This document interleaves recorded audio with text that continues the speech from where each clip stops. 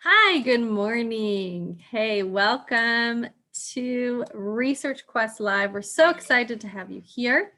And my name is Tracy, and I am an educator here at the Natural History Museum of Utah.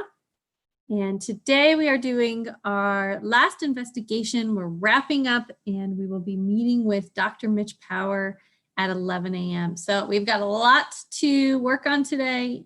Today is the last day of Research Quest Live class.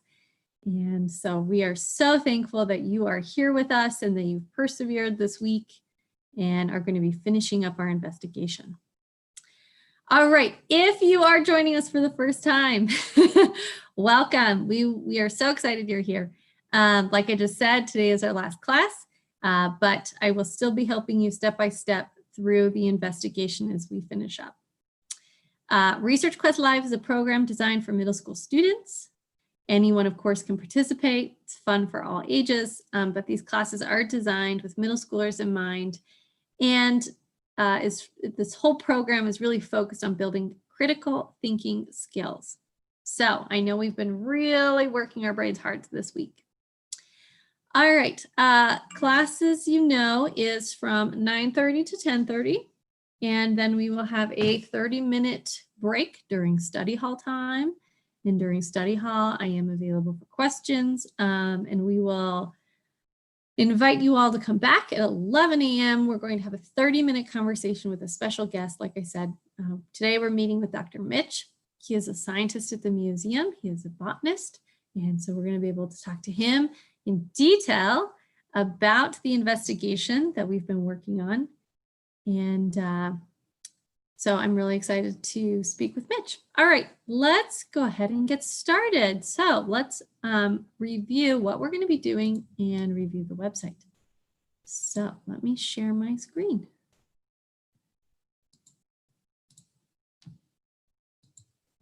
Okay, so here we have the Research Quest Live website.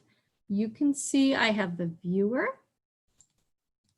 And the viewer, you can minimize if it's ever in the way at any point. You can have it expanded. You can also make it full screen, okay? Of course, you have the option to pause, hit play. We can adjust the volume here. And you can pause my video anytime if you need more time on a step, or you need a break, or you have some kind of disruption. You need to step away from the computer. Of course, you can pause my video. Or if you want to listen to a part again, you can go back. And if you miss an instruction, you can go back and move the video back at any point. All right, so here in the viewer, you can see it says download and print my Research Assistant notebook. Hopefully you already have that. Here's the Research Assistant notebook we were working on yesterday. And I asked you to complete this page right here, page 3. So we're going to pick up where we left off. If you're just starting today, that's just fine. That's how mine looks. It's blank. And we're going to be continuing to work through our Research Assistant notebook. Now, also here it says, share your findings, receive a certificate at the end of class today. You can click on that link. You can fill out this form for what is the future of a forest under attack part 2. It's a very short form, easy to fill out, and we will send you a certificate for completing class today. All right, also it says ask a question. Okay, the ask a question is the way that you are able to communicate with us during class. So I'm going to go ahead and here, I'm going to put my name and where I live, and I want to hear from you. Okay, so please write in. I want to know if you're joining us in class. I'd love to hear from you. And if you have a specific question for me, of course, you can write it here. But I'm going to put in here, what did you have for breakfast today? Okay, so what did you have for breakfast? I was really lucky today. I had a donut. Okay, I'm going to hit submit to the RQ Live team. That's going to go ahead and send that to us. All right, so last step, I'm going to go to the login and I'm going to type RQLIVE. Okay, that is the student login. So I'm going to go ahead and click submit, which is going to take me to, I'm going to minimize the viewer on my screen. Takes me to this page. We are working on change in the Uinta Mountains, normal or not. I'm going to select get started. I'm going to scroll down. We are finishing what is the future of a forest under attack. So this is really looking ahead. Okay, now this is where we were yesterday. We were on the analyze step, and we're going to go ahead and start there. I'm going to click Analyze. We were on step 7. Okay, so on step 7, we were discussing how limiting factors affect all organisms, but how some organisms are more sensitive to changes than others, right? So we reviewed Douglas fir, for example. And when we looked at the Douglas fir and we read this description, we noticed that it says, Douglas firs like dry and moist places, but do not do well in wet environments. They do not like when it's too wet. So then when we went to the next page, page 8, and we were able to view how different environmental changes might impact different organisms. So we selected increased winter precipitation. We noticed that the Douglas fir, if in the future, so here's right now says the past, and over here's the future. If in the future we have more winter precipitation, okay, so that's rainfall, snowfall in the winter months, it's likely that the Douglas fir would decline. However, opposite of that, we have lodgepole pine. Now, if in the future there's increased winter precipitation, it looks like the lodgepole pine population will increase. Okay, so those are the same environmental change is going to have different impacts on these different species. And then I did encourage you yesterday to keep working and noticing as you played around with all these different environmental changes and the impacts that they would have on populations. So of course, this is a really interesting one. So opposite of the winter precipitation, when we looked at summer precipitation, so interesting. Look here, that lodgepole pine would decline while all the others, Douglas fir, red-naped sapsucker, and the Piker would all incline. They would increase. Okay, so you can see they all went up. So that's super interesting. Okay, let's see here. Here's another one. So then we looked at averages, right? So you have average summer and average winter. Okay, so let's look at average summer first. So this is looking at temperature. So that means that if it's on average, if you take all the days and combine them and you sort of find that normal roughly for the whole summer, if we know that it's going to be hotter or increased, we noticed here that that would be bad for red-naped sapsucker and Piker. Okay, because they would not do well with too hot temperatures. Now let's look at increased winter. Okay, so again, so this is what if the temperature, if it's hotter in the winter. We notice that here Douglas fir is probably going to be stable, but lodgepole pine is actually going to decline. So it's a big picture with lots of moving parts, right? And lots of variables. So hopefully you capture that here in your research assistant notebook. Okay, we are starting really our work today on step 8. So let's go ahead and click next. And we're going to watch this video together. It says in this video, you'll hear how scientists make reliable predictions about precipitation and temperature based on historical data and models. Listen for how we can use this information to make predictions about populations of organisms in a changing ecosystem like the Uinta Mountains. All right, I'm going to go ahead and play this video. If you want, you can make the viewer full screen, and let's go ahead and watch it together.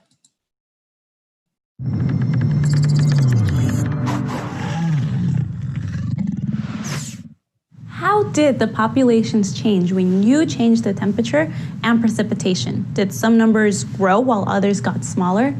Those climate change scenarios were just hypothetical, imaginary, but what if you could predict the real temperatures and precipitation in the future?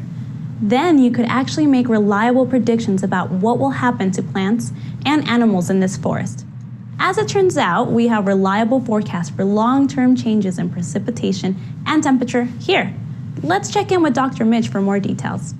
Scientists have been measuring precipitation and temperature for at least the last 100 years. And tree ring records allow us to reconstruct temperature and precipitation patterns going back hundreds of years. Up to this point, we've seen average temperatures rising. We're also seeing a change in the type and timing of precipitation, including snowpack.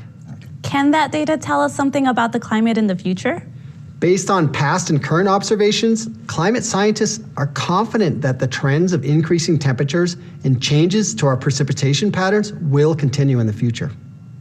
So, the forest will be warmer and we're probably going to see less snowpack. That's not just a guess, but a reliable prediction based on the data scientists have collected. From your earlier work, you already know which temperatures and precipitation levels would be too low, just about right, or too high for different species. Our big question for this investigation is, how do changes in an ecosystem affect the populations that live in it? Let's pull together everything you've learned to make reliable predictions for the Uinta's plants and animals. Pick a species. Check out the information about their limiting factors. What ranges do they like? What climate is too hot, too cold, or too dry? Then look at the scientific predictions for precipitation and temperature levels. Make a prediction for your species' future. What will their population look like over the next 5 to 10 years and beyond?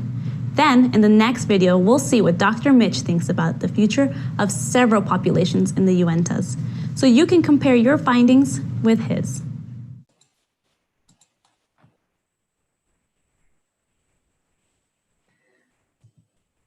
Okay. Minimizing my videos. Okay. So we just learned in this video, we can see that we're going to take a deeper dive into this data. And we're going to really examine what the predictions are for things like precipitation and temperature, right? So it says to answer this question, what's the future of this montane forest? We need to examine predictive models. Let's go ahead and read. What is a predictive model? This is what Isabel was just talking about. It says these predictive models are climate simulations based on what scientists know about how temperature and precipitations have behaved in the past and how they will likely behave in the future. Start with the annual precipitation and annual temperature models. Then choose 3 years to focus on as you make your predictions about the future. Okay, I'm going to go ahead and click on the first model. It says future precipitation. Take a look at this model. Okay, let's make sure we understand what this model's of. It says it's the average amount of precipitation that scientists predict will fall in this region of the Uinta Mountains every year. Okay, you maybe noticed right away that there's some pretty big jumps all over the place in this model. Okay, so things change a lot, really, from year to year. It can be pretty dramatic.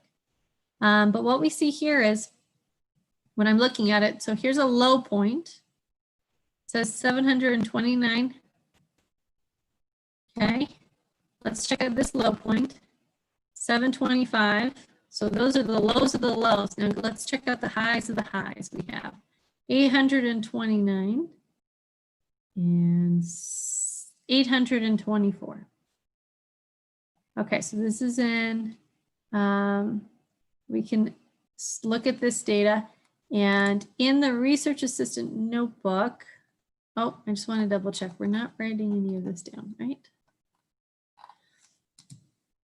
Okay, so what I would love for you to do is just take a second, and why don't you go ahead and play around with this, see what you notice. And what I really want you to think about is what are the patterns that you're seeing here, okay? What do you notice? It says, what pattern is predicted for precipitation into the future? So just take a moment and be thinking about that question.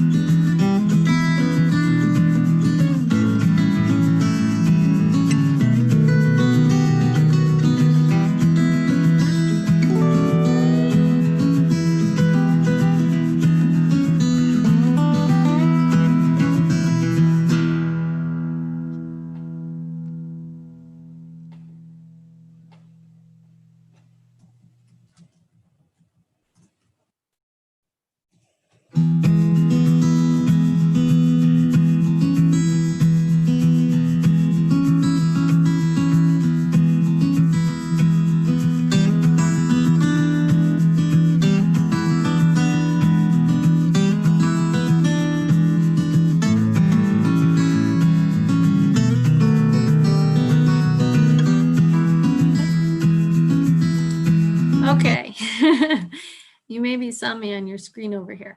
So I was looking at this, and my brain, of course, processes millimeters and inches. So I just wanted to look that up. So when I converted it, here we had 829. That's about 32 inches of water, okay? So that helps give me an idea of how much water are we really talking about. Now, also what I noticed is when I drew a line, let's just say in the middle of what the predictions for the future looks like, I noticed that on the left side, I have some lows that reach below that line. But then after, it looks like roughly the year 2050, we don't see that happening at all, right? So it looks like the pattern is, to me, that precipitation will increase overall. Because although we don't have, and let's go ahead and take a look at this one right here. So that's kind of interesting. So again, I can see there's much more of the white in the picture. I'm just going to describe it like that. You can see there's a lot more of the white in the picture. On this side, it's almost all blue below that line. Okay, so I'm going to go ahead and answer that question. I'm going to select next. Now, let's go and take a look at annual temperature. Okay, so here we have the annual temperature. Again, this is a really important skill for us to develop, is to know how to read models. Okay, so here we have the predicted annual temperature. When I look here, it's in Celsius, so 4, 5, 6, 7, 8, 9, 10, 11. On the bottom, we have the year, going from the year 2000 to the year 2100. Okay, so it says, what pattern is predicted for temperature into the future? I mean, that seems very straightforward. I can see it's increasing steadily, and it appears to be a fairly constant rate of increase. So I'm going to go ahead and select temperature will increase. And now we're going to predict the future. So it says, now use these combined models to develop a case study that helped us predict impacts on populations of organisms in the Uinta Mountains. Choose 3 points of time on this graph that you would like to use for your case study. All right, so I'm going to give you a moment. I want you to be thinking about which 3 points do you want to select, and why do you want to choose those 3 points? Okay, we have lots of options. You can choose peaks, valleys. You can choose evenly distributed, randomly distributed, okay? I want you to be thinking about why you chose the 3 points you did, and go ahead and select those 3 points.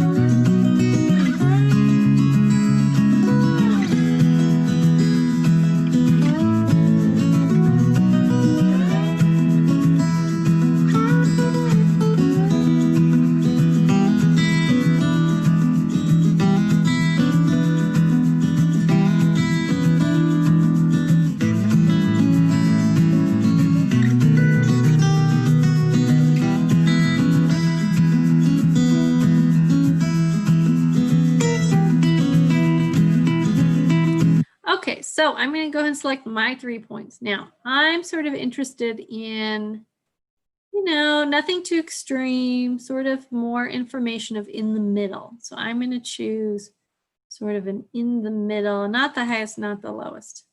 I'm going to choose for the year 2021, which is next year. So I'm thinking that's sort of like now. I'm going to choose the year 2059. And then I'm going to choose here at the very end, I'm going to choose the year 2096. Okay, so that's what I went with. All right, now I'm going to go ahead and select next. Okay, it says completed. So go ahead and go to next. Now, what's the future of this montane forest? Choose an organism for your case study. Apply your knowledge of limiting factors to make predictions about the stability and change their populations will likely go through when temperature and precipitation change. You will use this in data from predictive models of temperature and precipitation to develop an evidence-based argument to explain what the future may look like for your populations that you chose. Okay, so here on my research assistant notebook, I have analyze and predict. It says step 9, says choose 3 years to focus on, which we did. Now we have to choose an organism for our case study. We're going to determine the impact on that population and based on the future models and temperatures. Okay, so we have 4 here. And of course, I want you to choose one. But let's go ahead and, I'll introduce you to all 4 and then you can go ahead and make your selection. So let's take a look. We have Lodgepole Pine. We love Lodgepole Pine. We've been learning about that all along. So that was kind of appealing to me because we know so much about it. But it says, they are part of the coniferous family of trees called pines and are found at approximately 2,400 to 3,000 meters in elevation within montane and subalpine ecosystems in the western US and southwestern Canada. Fully grown, they can reach 27 to 45 meters tall. They can also tolerate a wide range of ecological conditions, including varying types of soil, temperatures, and moisture conditions. Though extremes within any of these categories can create stress on this tree and limit its growth potential. In general, they have been known to handle temperatures ranging from -57 to 38 Celsius, and precipitation ranges for 250 to 500 millimeters annually. Lodgepole pines are interesting because they produce some cones whose seeds are released as a result of intense heat like a fire. As a result, they are one of the first species that will make a comeback after a fire. As they grow, they provide habitat for other plants and animals in winter, cover to slow the melting of snow in the spring. Okay, I'm going to go ahead and take a look at the other organisms. Let's look at the Douglas fir. So Douglas fir is also a type of pine tree. It says that it's also found at a high elevation and it grows between 20 and 100 meters tall. It says they can grow in a variety of conditions and can tolerate more severe winters and hot, often dry summers, while other trees cannot survive in that type of climate. It says they are adaptable to these varying climate conditions because they have ability to put down a deep tap root. However, Douglas fir do have their own limiting factors. It says that in the Uinta Mountains, they can handle temperatures between -9 and 21 Celsius. They also require sufficient amounts of water, but not so much that their roots are often wet. Scientists who study these trees in the Uinta Mountains suggest they need 360 to 610 millimeters of precipitation. Any less and they will experience stress and much slower growth rates. Let's go ahead and look at another one, Piker. Okay, it says this is a Piker. They are related to rabbits and live in mountainous areas. They are also found at high elevations. They eat grass and other plants. They do not hibernate. They also dry grass during the summer and put it away deep within their rock crevices to eat over the winter. This means they need the right amount of precipitation and temperature for the grasses to grow and still leave time to be dried and put away for winter. Picas have a small range of temperatures. They aren't very good at regulating their own body heat, and picas will die if they get too hot. So you can see they have a very small temperature range, 25 to 29 Celsius. So what does that mean? That, they have to stay in the shade in the hot summers. They have to try to stay cool. In the winter, they need to stay within their snowpack burrow so that they can stay warm. Okay, it says because of these realities, warmer temperatures and higher moisture levels are limiting factors for piker. Let's go and take a look at the last one, red-naped sapsucker. They are a type of woodpecker. They like to live in, it says, forests. They live in the western US and parts of Canada. They breed in the Rocky Mountains, but migrate to areas as far north as Canada and as far south as Mexico. They eat insects, tree sap, and fruits. One of their distinctive behaviors includes drilling many small parallel holes into the inner bark of trees to access their sap. They regularly use these locations to lap up the sap and any bugs that may have become stuck in the sap. Okay, they have limiting factors just like other organisms. They need to have the ability to find food and shelter and reproduce. They have proven, however, to be adaptable to changing forest conditions by shifting their range within their migratory areas. They can create overlap with other sapsucker species, though resulting in hybridization with other sapsuckers. Okay, so there are other birds similar to them that they can reproduce with. And there have been some hybrids, it says, found in different areas. Okay, so this one has the ability to move around to find the right kind of habitat to support its needs. Okay, so we need to choose one. I want you to go ahead and choose one. I'm going to choose the Lodgepole Pine. And what I want you to do is I want you to write down in your research assistant notebook, I want you to write the name and description, what its likes are, what are some of the precipitation conditions it needs, and the temperature conditions. Okay, and go ahead and begin filling this out.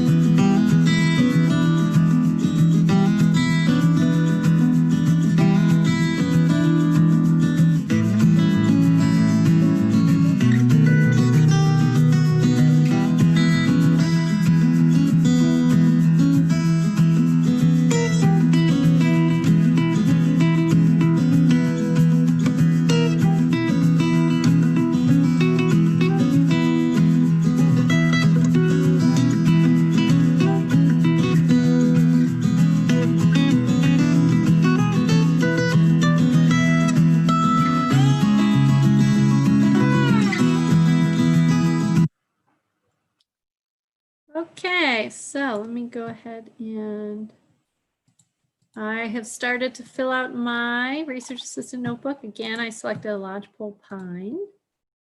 I'm going to go ahead and say that I have selected the Lodgepole Pine.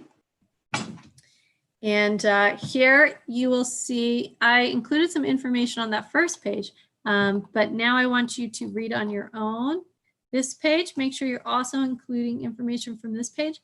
And then here is where you'll see it says the year, precipitation, temperature, population impact prediction. Okay, so I'm going to go ahead and put this information into my research assistant notebook here. All right, so go ahead and keep working.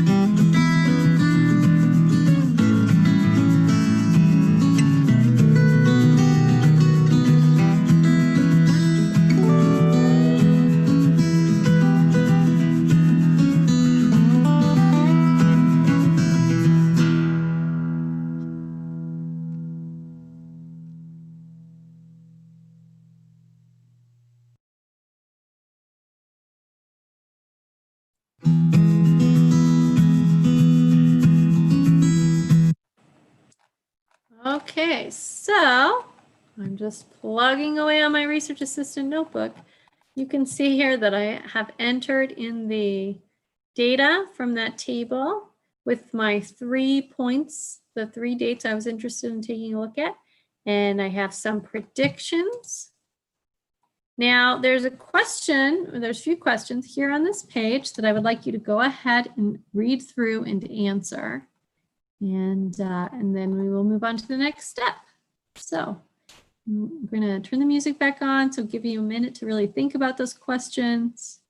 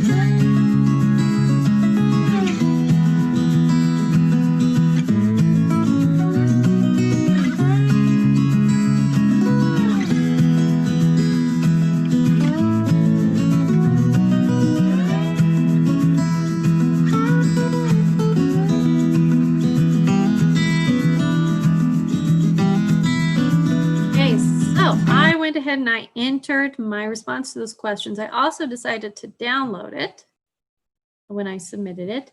And now I'm going to go ahead and select continue. Now let's just take a look at what I downloaded. It has my predictions right here. And those could be the same. You can help use those to respond right here. What are your predictions? And we're going to go ahead and now move on to the next section, interpret. So what's the future of this forest? Now that you've made some predictions, it's time to start constructing your claim. Let's think about what we know. Use the notes you've recorded about your predictions as you discuss the questions. Hopefully you have a partner you're working with, or of course you can send in a question to me. I'd love to hear from you. But we're working on page 5. It says interpret. So use the outline below to construct your evidence-based argument to explain what the future may look like. You're going to enter your case study organism here. Write down what level are they? What trophic level? Now I chose Lodgepole Pine, so I know that that's a plant, so that's going to be in the producer level. And I can refer to some of the relationships. Through my research, I learned the population's will, what your prediction is, and how many years you want to enter there. What are some of the limiting factors? Okay, so this is a great start to our claim. This really helps us. So you want to fill in all of these sections here. Okay, it also says, what claim can you make about the future of this forest? What claim can you make about the future of your organism that you selected? What evidence do you have? Okay, so I'm going to give you some time to work on page 5.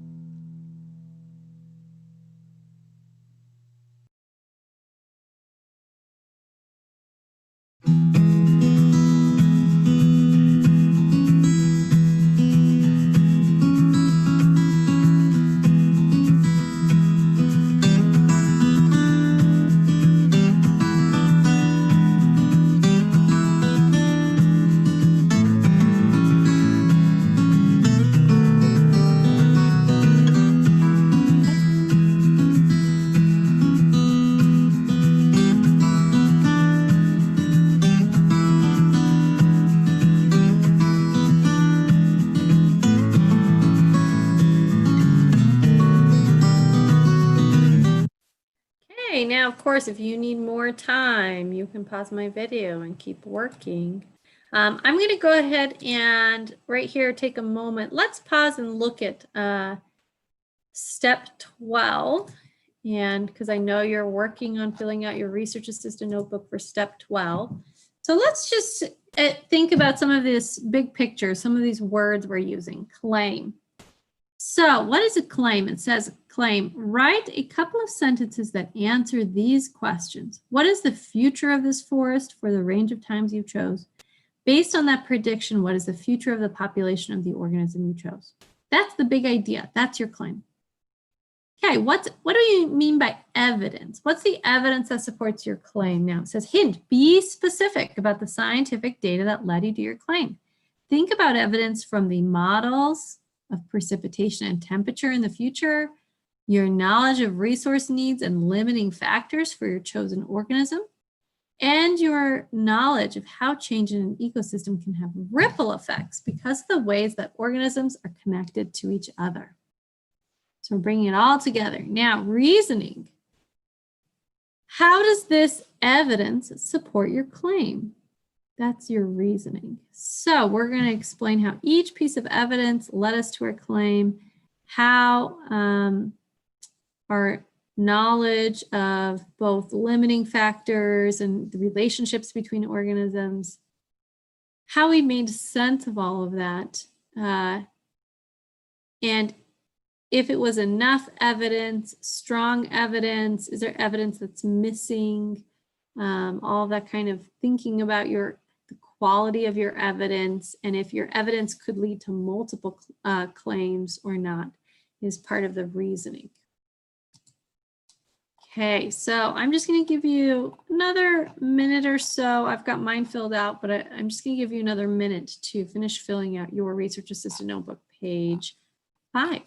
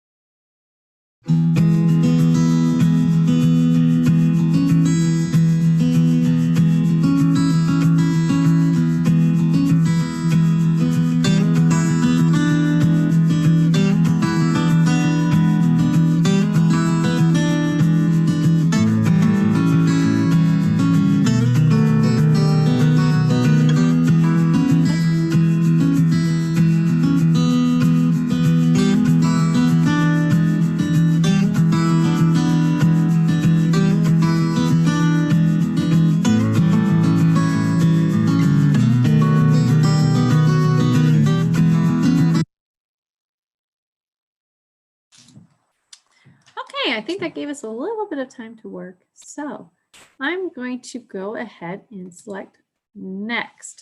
It says evaluate your explanation. So we've really thought through this claim, we've documented the evidence and shared our reasoning that supports our claim. And we are going to be thinking about a couple things right here. It says correlation and causation. Okay. Now, correlation means that A and B are related. So two things are related. Now, causation means that A will cause B. Okay. So again, correlation means that something might be related, but causation means that one thing will cause another thing to occur. Okay, so in our research assistant notebook, it has a page here for page 13. It says complete the graphic to help you visualize causation versus correlation. Okay, so here we have the sun, average annual temperature increase. If the average annual temperature increases, what will that cause? Okay. And if it's going to cause some things to happen, then how might something else be related? Okay, so I want you to be thinking about that for a minute and see if you can fill this out with some ideas, and I will also fill out mine.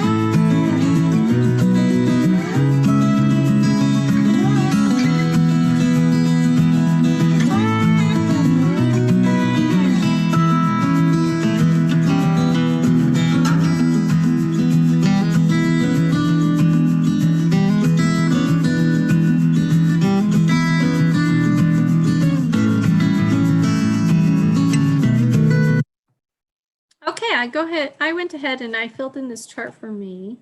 So this is a really tricky one to think about, but we wanted to think of two things that would be caused by average annual temperature increase. So I put here in the first box, I have that increased temperatures in the summer, for example, could contribute to stress on lodgepole pine trees. And then I have, when I was thinking about increased temperatures in the winter, I listed that it may melt snowpack more quickly, meaning faster spring runoff, so less of a gradual trickle of water. And that may mean that things dry out much faster in the spring, resulting in more stress on lodgepole pine trees in the summer. Okay, so there's two things happening here, and they are both related. So the pine tree is stressed, and it's stressed for a few reasons. It might be stressed from the temperature and both stressed by the lack of gradual water. Okay, so two things happening there. All right, let's go ahead. I'm going to select next. I'm going to say continue. Our last step is communicate. This is the step that I would encourage you to work on during study hall. Share your evidence-based argument with your peers. This is an important part of what scientists do. Sharing your ideas, listening to others, responding to feedback. I'm going to go ahead and select next. Let's watch our last video together, and then we will be ready to wrap up class.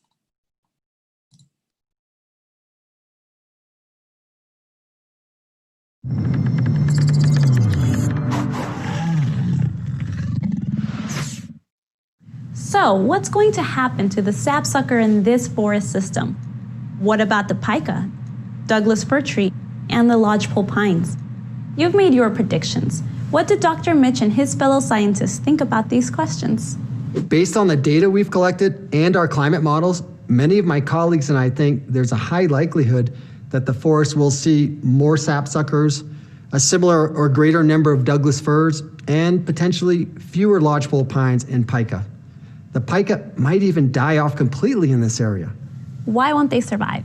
Well, we're predicting higher average temperatures, which means hotter summers. A Piker's body temperature is higher than ours. If summers in the mountains get too hot, they'll overheat and die. Can't they move higher where it's cooler? Pikers have already moved further up the mountains to stay cool. But as average temperatures keep rising, even the highest habitats will be too hot for them. Will reduced snowpack also affect Pikers? Yes, Pikers can't get too hot, and they can't get too cold.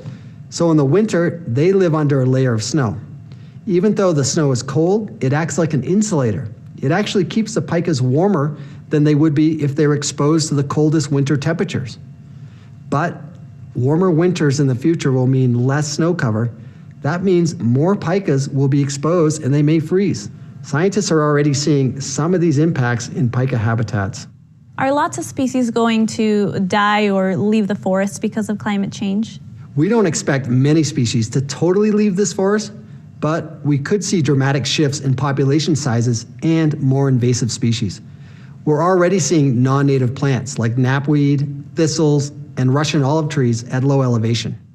What can we do to stop an ecosystem from changing so the populations can stay the same? Keep in mind, ecosystems are always changing over time. It's the rate of change that's important. If it's changing too fast, we'll see a lot of instability.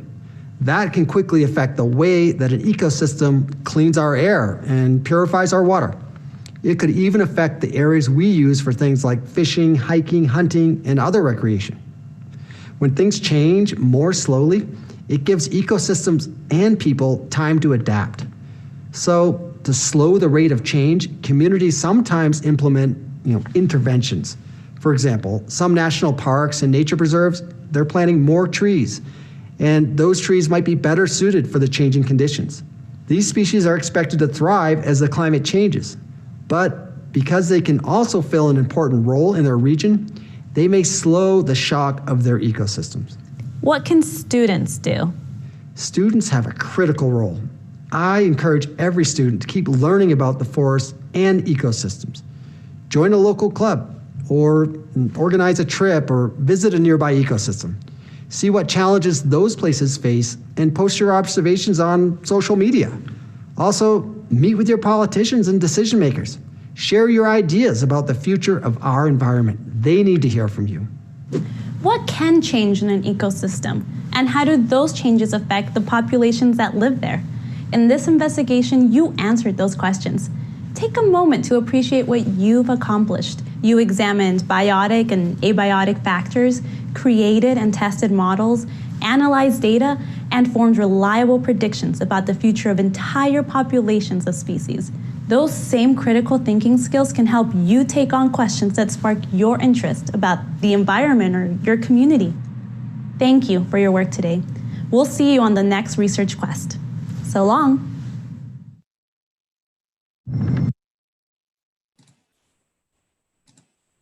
All right, great job today. We are all done. And of course, during study hall, if you want to work on your communication step, I'm here to help you. You can write in by asking a question. And we look forward to seeing you back at 11 a.m. Don't forget to submit your findings so you can receive your certificate for completing today's class. And we will see you soon. We are meeting with Dr. Mitch. Looking forward to that. He is the scientist highlighted in this investigation. He's really excited to talk to us more about climate change and the impact of climate change in this ecosystem. And of course, you can ask him questions through the Ask a Question button. So we will see you soon.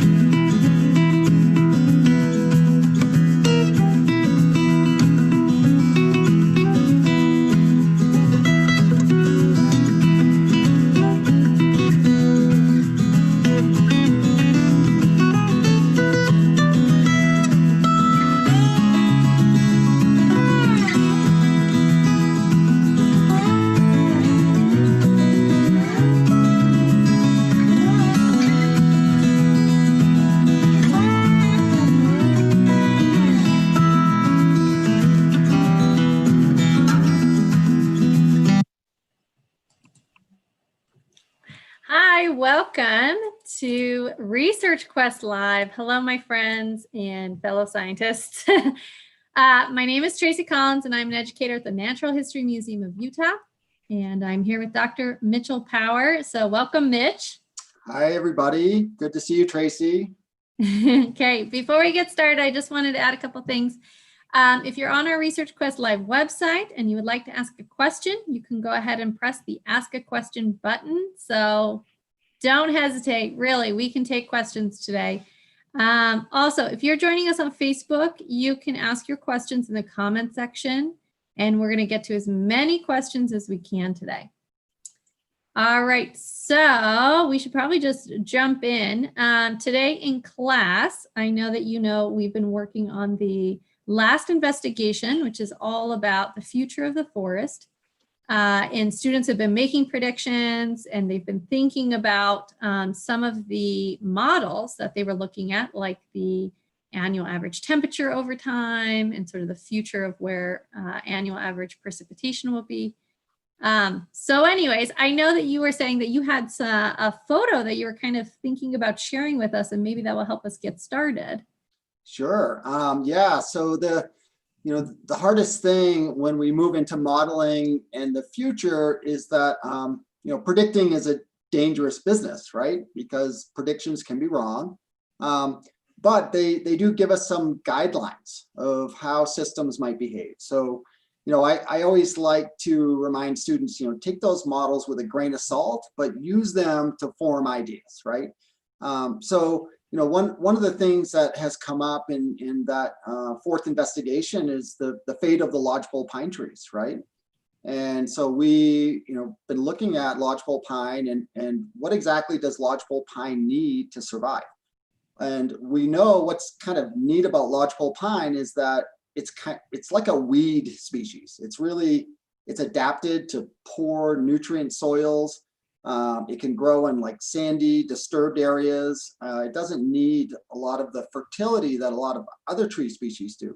So the fact that it has some of these higher tolerances that some weed species have, it actually gives it a little bit of a leg up on what might happen to it. So maybe I'll share a slide here, Tracy, if that's okay. Let's see here if I can do this. Share screen. I'll show you a couple maps today. So can you guys see this map here? Yes, I can. We can see that. Okay, so this is some model output that was done by a colleague of mine, Pat Bartline. And so these are Latin names for different tree species. And you're looking at, in the center of each map is Yellowstone National Park. So you can kind of orientate. So Utah's down to the south. You can see a lot of Montana and Idaho to the north and west. But so in these different maps, it's showing climate models looking 100 years forward or towards the end of this century and trying to determine, which trees will be more successful and which ones will potentially contract their range. So, we call this the winners and the losers, right? So lodgepole pine is that first one in the top left. It's Pinus contorta. Maybe you can see my mouse moving here. And so, what's really interesting about lodgepole pine, the way we read these maps is blue is new and red is dead. So if you see lots of red, that's bad for a species. If you see lots of blue, that means that species could really expand its range. So if we look at lodgepole pine, green is effectively no big change. So around Yellowstone, not a lot of change. If you look in, you can barely see Utah and the Uinta Mountains in the bottom there. Mostly no change. You might see some contraction towards the lower elevational limits. Now, what's kind of neat, I'll just stop sharing for a sec there, is that each tree species will have a different response. So it's not like, we can kind of assume everything is going to be either bad or good. You have to really look at each species, whether it's a tree or a tree squirrel or a pine beetle, and each organism has tolerances. And as our students have learned, these are what we call, some of the abiotic and biotic factors, right? There's biological factors that influence species success, and then there's non-biological factors. And so the climate modeling, like when you use a model, many times models, especially when they're looking at climate, are just the abiotic, so non-biological features.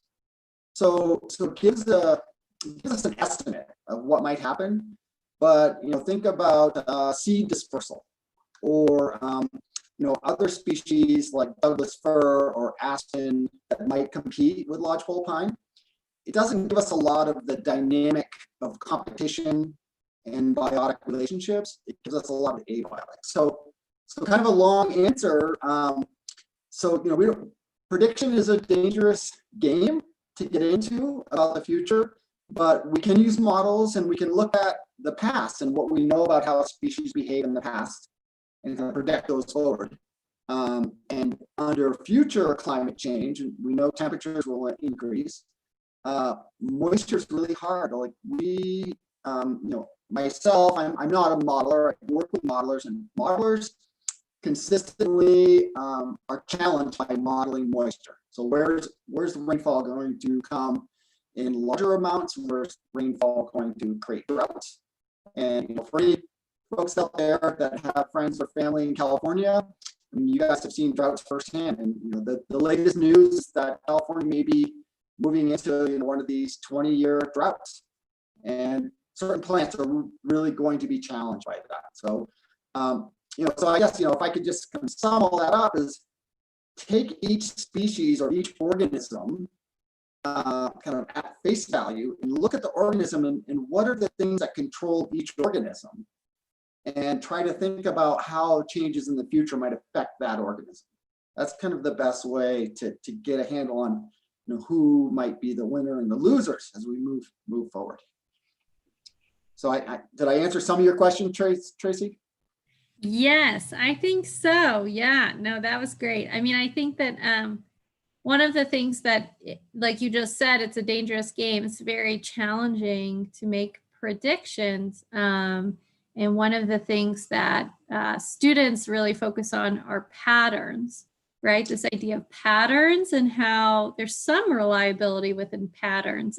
But of course, I would think, as with the weather, Right. it's like gold star if you can predict the exact weather 5 days in a row, right? I mean, we know, Right. like we have some ideas, and they're based on these predictable patterns, like you Right. just. And that's a really good point. Like this idea of weather and climate, right? They're two very different concepts, but the weather is what you and I experience every day, and it's how we relate to each other. It's often the first thing we get to talk about in a conversation is like, hey, it's so nice out, or it's terrible out. But the climate, which is what we like to study, these are the long-term patterns, like you're saying. These are patterns in weather. And so it's really important in your mind to try to separate weather, which are really short-term kind of variations in our climate, versus the climate, which is this longer-term average condition. So, of course, climate's changing, so our long-term average condition may not apply in a few years from now, right? Because we're in a transitional climate period. But yeah, so weather, short-term, it's the day-to-day, week-to-week, month-to-month. But climate, like when I take a climate study and say, okay, here's the climate, I'm usually talking about 30 years of data that kind of summarize the climate of an area. So 30 years of information is all packed in, and so all the weather changes are all packed into that climate. So it's climate is an entirely different beast than weather. Yeah, no, and that's a great clarification. And I think, in the data that we were looking at today, you look at these annual averages, and it's just so interesting, right off the bat, to see the great fluctuations from year to year, but that we could see these patterns, these big picture patterns over 100 years. One of the things you just touched on is actually sort of my next question, is that ecosystems are always changing. Yes, they are. In the video, you really pointed out it's the rate of the change. And so thinking about, the question is, how can we tell when change is normal or if it's something we need to worry about? And like, how do we know when it's time to intervene? Right. And so, some of you heard this word a lot lately, unprecedented, right? So we like to think about this in when we study organisms and climate, like which parts of change are unprecedented. And the way we can start to do this is going back in time. So we can use archives of data. We can use weather stations that have been around for hundreds of years. Of course, in the longer weather stations are those from Europe. As you come to North America, we have 100 years of weather stations. So we take all that information, we go back in time, and we try to match it to patterns we're seeing with organisms and movements and dispersal. And so, the rate of change, this is like we like to think of it as the elephant in the room, right? So if things happen so fast that, imagine a tree on a landscape, and that tree needs to make some seeds, send those seeds out, have some babies, let those babies survive and become a tree themselves. Well, the most vulnerable time for organisms is in the juvenile stage. So adults, they gain more protection. Like imagine a big old tree versus a tiny little seedling. That big old tree can handle a really dry summer. The seedling cannot. The seedling will die.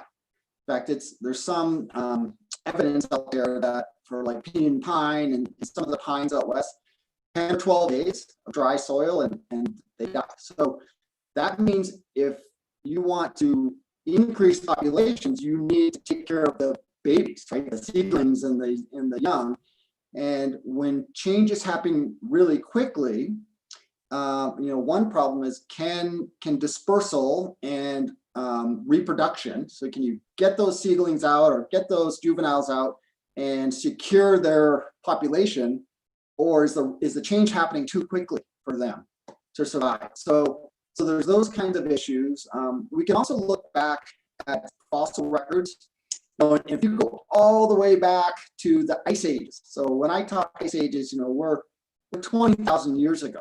And so 20,000 years ago, there was a large continental ice sheet over most of Canada. So these are big changes. And so when that ice sheet melted, we can watch how species recolonized Canada. They basically were following the melting ice sheet back into Canada. And so we can use that rate to see how quickly species move across the landscape and recolonize. And you can get to some interesting ideas like, a spruce tree can move 200 meters per year with all the right conditions. And so you can start to put numbers to the rate of movement. And that's going from like an ice age to a warm period we have today. And that change happened over several thousand years. And so now we're having a similar change, except we're going from a moderately warm period to a increasingly warmer period, and that's being compressed into just a few decades. So plants and animals don't have 1,000 years. And the added complexity of this rate is barriers to dispersal. So if you're a Piker, or you're a migratory animal and you decide where you live, it's just getting too warm, you need to be able to have a corridor, right? You need a pathway to get out of your environment so you can get into a more comfortable home. And when you add highways and cities and urban projects, we create barriers. So the rate is concerning a lot of scientists. And there's even some fun ideas out there that maybe we should be like trucking organisms around.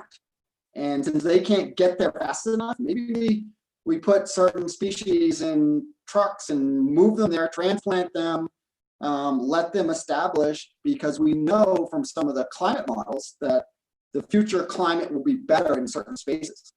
So we could put them there ahead of time and try to skip the problem of the vulnerability of juveniles and seedlings to rapid change. So yeah, it's an interesting and really challenging area of science to think about rate of change, and then how do you mitigate? Like, what solutions can we have? Yeah.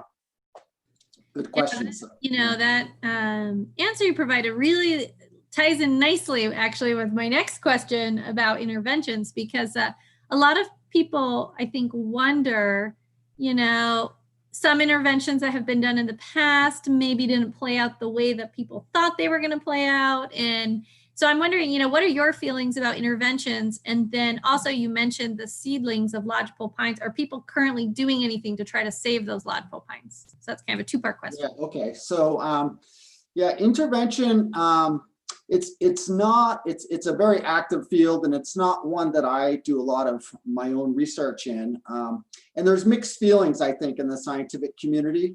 And so rather than focusing on individual species and trying to protect species, much like we do with the Endangered Species Act, and we try to see, populations are very small, let's protect certain species.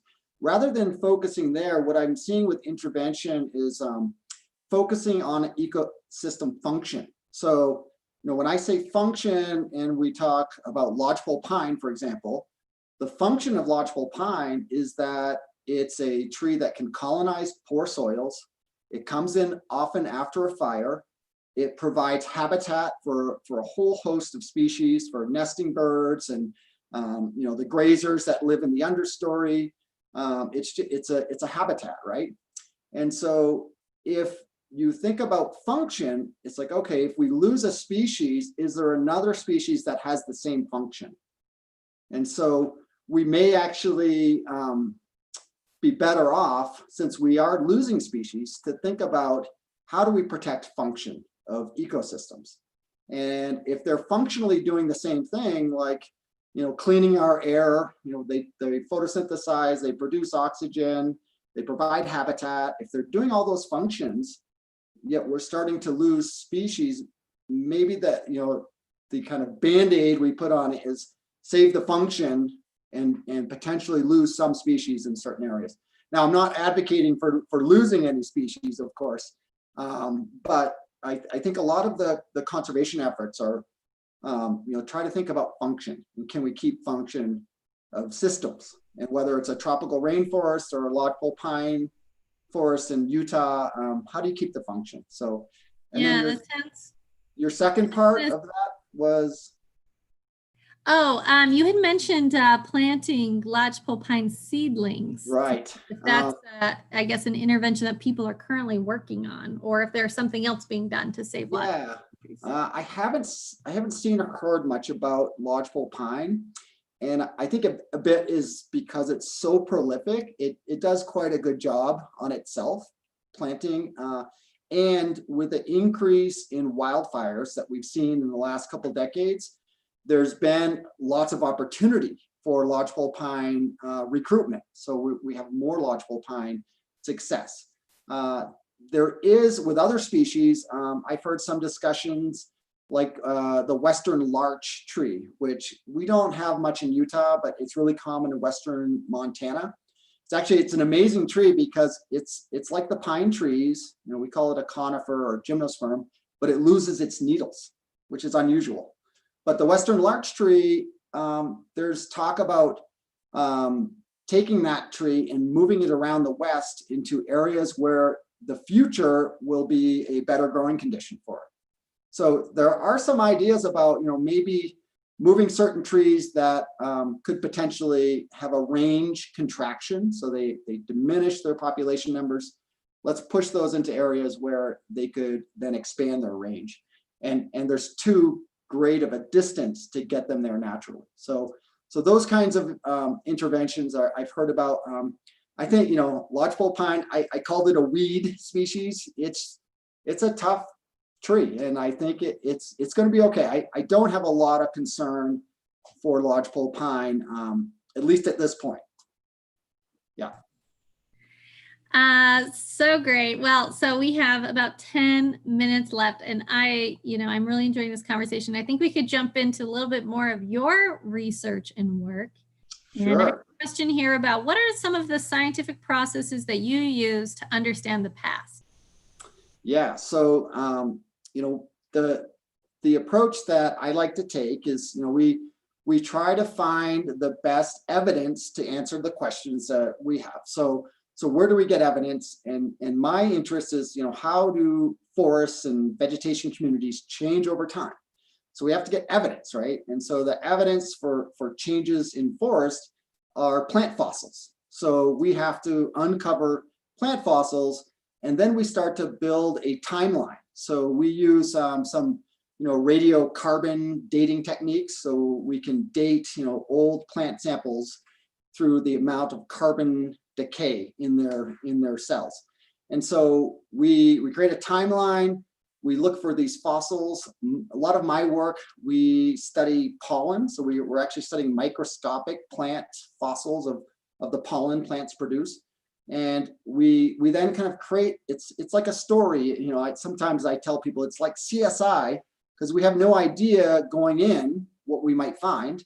But once we get the samples under the microscope and we can start to build a story through time, we can see some big changes. So one example I'll give you, which is the Lodgepole Pine in the Uinta Mountains. So we went out and we did some studies in the high elevation of the Uintas, where lodgepole pine grows today, to determine when did lodgepole pine show up. Has it always been in the Uintas? We know there was big glaciers there 20,000 years ago, so the glaciers must have pushed lodgepole pine out. When did it show up? So we created the timeline through some radiocarbon dating. We collected some of these long sequences of sediment records, and we sampled for pollen. Well, it turns out lodgepole pine showed up only about 6,000 years ago. So if you think about that, lodgepole pine can live maybe 100 to 200 years. So, now you're getting down to, 50, 60 generation times. So 6,000 years is not very long. I mean, you think about longer lived species like bristlecone pine, we've talked about in other Q&As, and bristlecone pine, the oldest pine in the West, that can live for 4,000 or 5,000 years. That's one generation time. So lodgepole pine has been in the Uintas only the lifespan of 1.5 bristlecone pine trees. So it's pretty neat when you find out, hey, this is a really dynamic forest system. It hasn't always been this way, and there's a shuffling of species. And these species, just like you and I, we like the thermometer in our house set at 70, right? We don't want it too hot. We don't want it too cold. We want it just right. It's the same for every organism. They want it just right. They want their abiotic, their non-biological conditions met, and then they have to deal with their biological challenges of predators and competitors and symbiotic relationships. And so they have to meet their conditions and find just the right condition to grow on. So the Uintas have been a great place for me to kind of study how trees and other plant species change through time. When they arrive, why is it? Like what's the reason for them to arrive? So that's when we start to do, sometimes we call it single factor analysis. So you try to look at one thing at a time that could be a limiting factor. So we might look at, winter temperature. Is winter temperature, is it too cold in the winter? Or we might look at summer temperature. Is it too warm in the summer? So we start to try to build a story through single limiting factors. And that's often in research, we publish if we learn something about a factor. But the interesting thing is for almost all organisms, when you think about where they live, their range, so their location on a map, the kind of leading edge, so we could say the north edge of their range could be a abiotic limiting factor, could be temperature. The southern edge of their range could be a biotic factor, could be predation or competition. So even though a lot of the research I like to do is trying to narrow down to singular factors, we know that there's multiple layers of factors, and that you really have to try to find the evidence for each one of those factors. And in my work in fossil plant research, as you go back in time, 6,000 years ago, we don't have weather stations. So I can't tell you what the winter temperature was 6,000 years ago unless I use a model that somebody has developed to model back in time based on what we know about the temperatures plants grow in today. So, there's kind of a roundabout way to add more evidence as you go back in time when you don't have that direct observation. And a lot of that is with modeling. So yeah, there's, so the work I do is really, it's about, trying to uncover stories of the dynamics of ecosystems and how they respond to changes, what the mechanism is. And I don't think I said this, but Lodgepole Pine arrived 6,000 years ago. At the same time, wildfires began to really increase in the Uinta Mountains. So we think that's one of the mechanisms. Lodgepole Pine has a cone that stays closed. It's a serotinous cone. It opens under the heat of a fire, so it's adapted to fire.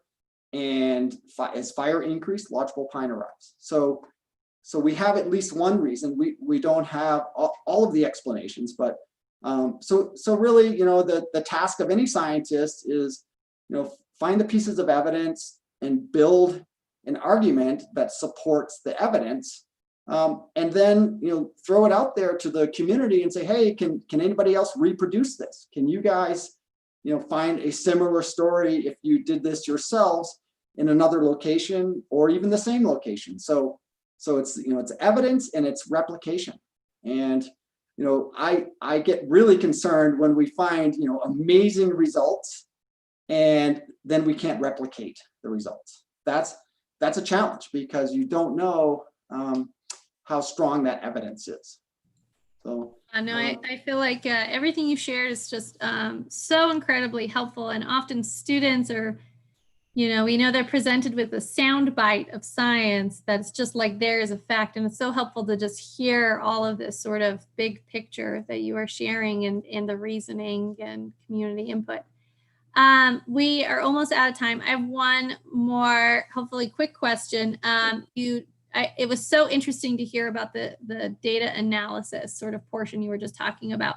How do you actually go about collecting these samples? Like what does that actually look like? Maybe just paint a picture of how you go about doing that in the field. Yeah, so what we typically like to do, so for like fossil plant preservation, the challenge in preservation in nature is that oxygen, air, often destroys plant material. It oxidizes and decomposes. So we try to find places where there's very little oxygen. And the best place to go is to the bottom of a lake, because lakes are what we call anoxic often. Those lower, lake levels, the mushy mud that squeezes out through your toes when you walk in a lake. Like, to me, that's where all the fossils are. That's the good stuff.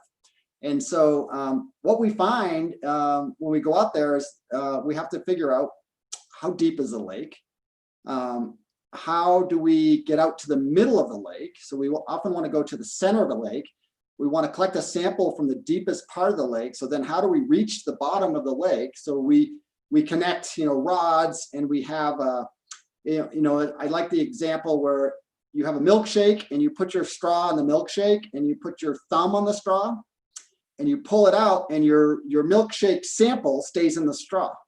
So we have a coring device that's like a stainless steel tube that effectively has a mechanism like your thumb on a straw. So we push it in, we put the cap on it, and we pull it out, and it gives us that sample.